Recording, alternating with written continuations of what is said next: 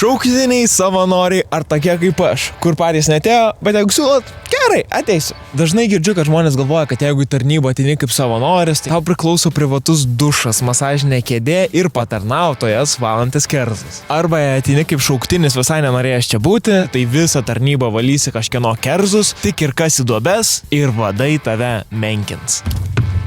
Nu tai čia absoliuti neteisybė. Kas čia, oh my god, čia saldainis. Nes jūs visi eisite į tą pačią valgyklą, gyvensit tuose pačiuose kambariuose ir visi vykdysit tas pačias užduotis. Nes po pirmų kelių savaičių visi viską užmirš ir tai bus aktualu tik tai tarnybos gale, kai gausit didesnę arba mažesnę išmoką.